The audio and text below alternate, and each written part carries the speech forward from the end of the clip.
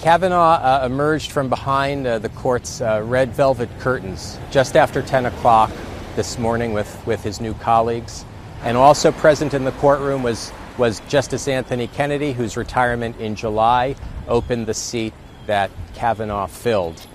When Kavanaugh emerged and the entire court took its seat, it was in some sense a visible manifestation of a moment that conservatives had waited for several decades, seemingly working a conservative majority of 5 justices, and it was equally a moment that liberals have dreaded. He was welcomed to the bench by the Chief Justice, who in a traditional way wished him a long and happy career in the common calling with the other justices. And the atmosphere in the courtroom today was very much at odds with a lot of the tension and rancor that surrounded Kavanaugh's confirmation.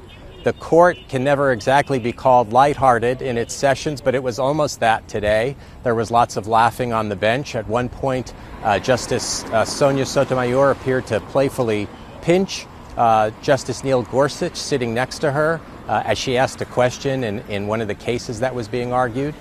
Kavanaugh pretty much immediately dived into his new work. He waited about 18 minutes before he asked his first questions, after most of his other colleagues had spoken. We do not consent.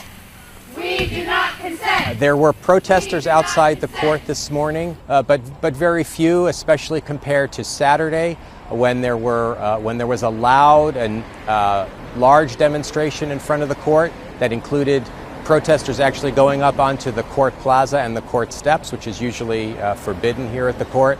Today, the police had up barricades to try to prevent that from happening. In any event, there was a rather small group of protesters who were mainly camped out near the back of the court, near the court's garage where the justices go in and out before they marched around. Say it loud, say it clear. Kavanaugh is not welcome here. Today was his first public appearance, and from the justices' perspective, it was almost business as usual.